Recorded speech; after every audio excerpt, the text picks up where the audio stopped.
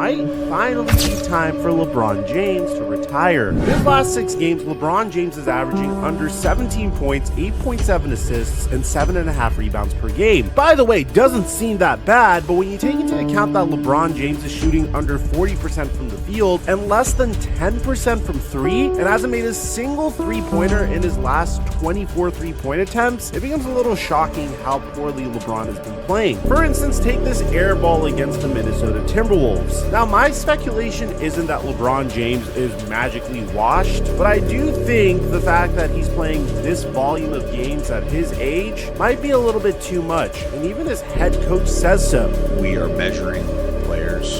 You can tell if a guy's running hot. I don't know that's in the best interest of him and us. He does that. If he's feeling well, he should play, but we obviously manage that as best we can. It's truly remarkable that our expectations of LeBron James are greater than this, especially considering the fact that he will be turning 40 years old this year. But LeBron James is experiencing one of the worst stretches of his career right now, so it's fair to speculate. There are moments in sports when everything freezes, when a whole arena full of people suddenly feels like it's holding its breath.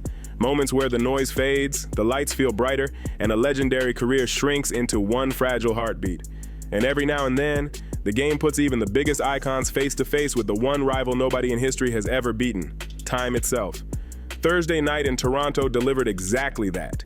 Inside a building LeBron James has dominated for years, a place where he's broken hearts, stolen games, and walked out grinning more times than the home crowd wants to remember, the unthinkable finally showed up.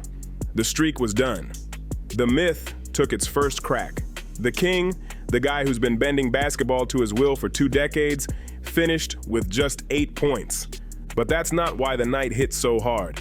What made it unforgettable was how LeBron chose to let the streak die.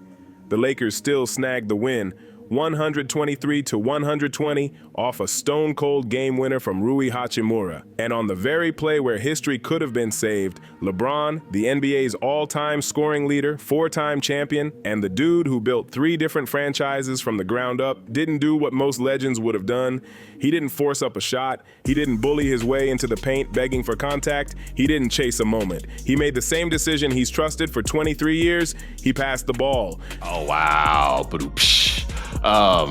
yeah, homie went outside, man. He had to put it on the Instagram stories. Like that's the thing about coming back. I talked about this in the context of LeBron, which is a different case, but once you decide to come back at this age, every year the odds of you going outside get higher and higher and higher. And like LeBron hanging out at the end of that game to try to make sure he got his double digits.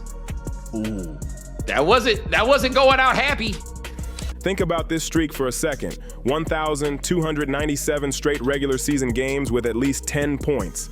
A run that started back on January 5th, 2007, when George W. Bush was still in office, when the first iPhone hadn't even dropped yet, when half the league today was still in school.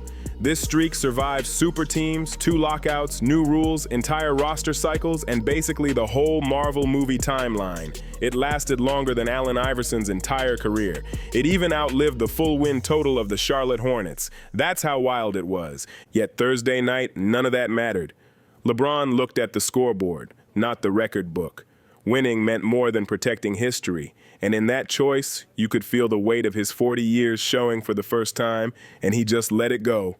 The stat sheet told the truth before the headlines did. 4 for 17 shooting, 8 points, 11 assists, 4 blocks, and a whole lot more standing still than exploding to the rim. The fearless slasher who once jumped straight through double teams like they were speed bumps looked human for a night, mortal in a way nobody's used to seeing from him. And even though it shook fans across the league, it also revealed something deeper about where LeBron is now, a legend rewriting what greatness looks like in real time. Want to hear something even wilder next? Hit that subscribe button. This story is only getting crazier. He kept missing shots he used to hit in his sleep, jumpers falling short, drives looking stiff, turns around screens feeling heavy instead of explosive. He looked unsure at the top of the key, almost second-guessing himself like his body and mind weren't synced for once. And while Austin Reeves dropped a wild 44-point masterpiece to keep the Lakers alive, everyone watching knew this wasn't the LeBron James who used to break teams with pure presence alone. This was a legend in his 23rd season, fighting through sciatica, back problems, and the calendar breathing down his neck. He's turning 41 in 3 weeks. Ask JJ if there was kind of some element to the basketball gods there in those final seconds, streak and all that, but you got a better pass. Rui's open in the corner. He ends up hitting the shot. Can you just take us through that sequence and how it results? Just playing the game the right way. You always make the right play. That's just been my MO. That's how I was taught the game. I've done that my whole career. There's not even 1 second guessing that. Once they doubled AR and the ball got swung to me, I know it's a numbers game. We got a 4-on-3 advantage, and I was just trying to put the ball on time, on target, and right in Rui's socket, in his shot pocket, and he knocked it down. So you get the stop on the other end, no timeout, but Rui said in the walk-off that you communicated to him at some point. I don't know if you said, hey, I'm going to get you or get you the ball, or you get to it. What did you communicate? How did you do it in that amount of time with no timeout, no stop? To put him in a payoff spot, I looked over at their bench, and obviously we didn't want to call timeout. We had a good flow. AR been cooking all night, and I started seeing our coach kind of, telling Scotty Barnes to possibly double. So I wanted to keep Rui on the same side to be my payoff spot. And honestly, the clues were sitting there long before the ball even went up. He barely clawed his way to 10 points the game before, and earlier this season he didn't score until late in the third. So when the Lakers checked him back in with 5:23 left in Toronto, the moment carried 2 battles: the win in front of him and the legacy behind him. Then came the shot. A mid-range look with 1 minute left that could have saved the streak. It rimmed out. That was the final swing fate gave him. And when he touched the ball again with seconds left, the whole thing felt like a movie setup. The comeback bucket, the redemption spark, the heroic rewrite. But he didn't take it. He passed. He trusted Rui Hachimura. And when Rui's 3 splashed through the net, the streak vanished the same way the years have. Quiet, steady, unstoppable. When the buzzer hit, LeBron threw his arms up, not for himself, but for the win. And when reporters asked what thoughts ran through his head about the streak ending, he didn't blink. None. We won. That line hit harder than any highlight dunk. There's something almost cinematic about that answer. LeBron James is the NBA's all-time scoring leader, yet he's never lived like a pure scorer. His whole career has been a pushback against that old-school alpha or nothing mindset people connected to the Jordan era. He's always chosen the right basketball play, even when the world begged him to chase the flashy one. He's always valued the scoreboard over the stat sheet, and that's exactly why his streak ending on a game-winning assist feels so perfectly him. As Lakers coach J.J. Redick put it after the game, the basketball gods reward players who do it the right way. And on this night, that truth showed up as clear as the final score. If you're still rocking with this breakdown, hit that subscribe button. More wild NBA stories are coming. For 20 years straight, LeBron fought off time like it was just another defender trying to switch onto him. Kareem aged with grace. Kobe aged with courage. Tim Duncan aged quietly like a monk in sneakers. But LeBron aged in slow motion, almost unreal. His body, his skill, his IQ, all of it worked like armor, shielding him from the drop-off every other superstar eventually faces. He stayed great for so long that fans and analysts started acting like it was normal, like the impossible was just another Tuesday. But Thursday night, it hit different. It felt like the wall finally showed up. This is one of the top 4 players in the history of basketball. I believe top 2. And I believe last night was a perfect example as of why that is. He's only been back for 6 games from the sciatica. Yeah. Clearly he's not 100%. He's only averaging about 14 a game, shooting about 41% from the field, 26% from the three-point range. Who cares? Mm-hmm. The bottom line is that it's not an aberration what he's done. What LeBron James did last night is what he's typically done throughout his career. Remember, he came into the league. Even as great as he was, nobody was looking at him as some straight bona fide scorer like an MJ or Kobe. He was mentioned in the same breath as somebody like Magic because he was willing to make the right play. And last night, that was the right play. Give a damn about double-digit scoring or whatever. He could do that in his sleep. He made the right play, hit Hachimura in the corner. They win the game. The Lakers are a top 2 seed in the Western Conference. And the other thing that it shows, because Austin Reeves is averaging 29 a game. Yeah. Averaging 29 a game on better than 50% shooting. I mean, this is something to behold. And you know Luka doing his thing, averaging 35. The Lakers are a top 2 seed in the Western Conference right now and putting everybody on notice that they're going to have some say. Now, it ain't going to happen against OKC. That's when the walls close in and reality comes setting in. But against anybody else, the Lakers can do it. They can get to the Western Conference Finals. And it's because of plays like that, because you got LeBron James showing that he's willing to do what it takes to win, because winning is the priority. ESPN's Brian Windhorst, the guy who's tracked LeBron since he was 16, even said, "We haven't really seen this from LeBron. This is the first time he's looked this old consistently." And the numbers aren't arguing. Through 6 games, he's averaging 14 points on 41.3% shooting, the lowest marks of his whole career. That's not just a dip.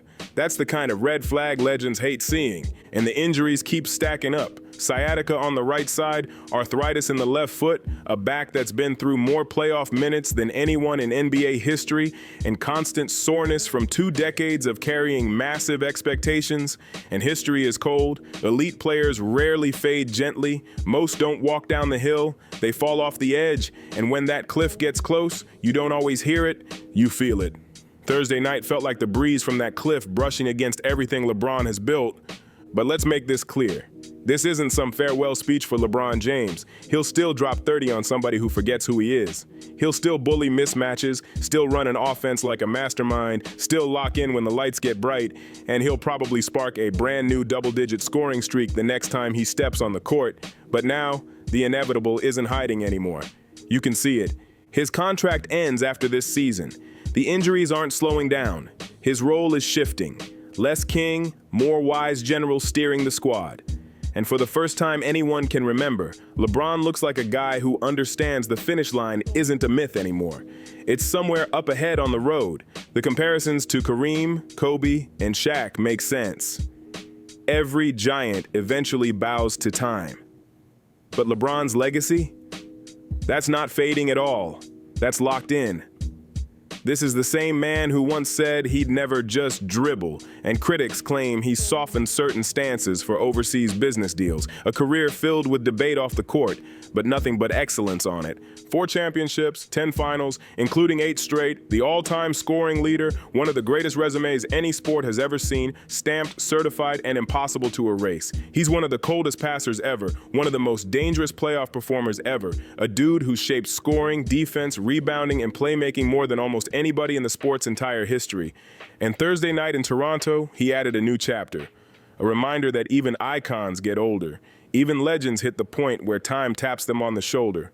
Old LeBron could have forced the shot. He could have waved off the open man. He could have kept the streak alive, grabbed the headline, and taken full control of the moment like he's done 1,000 times before. Instead, he dropped a dime straight to the corner, clean, calm, surgical, and let Rui Hachimura step into the spotlight as the hero. Jake LaRavia said it best after the game. He's such an unselfish player. That's just who he is. And that's the truth. Maybe that's why the streak stretched for 1,297 games, because it was never the mission. Maybe that's why its ending felt so natural, because in a moment built for ego, LeBron chose teamwork over a stat line. The streak is finished. The king is aging. But the greatness, man, that part has never been clearer.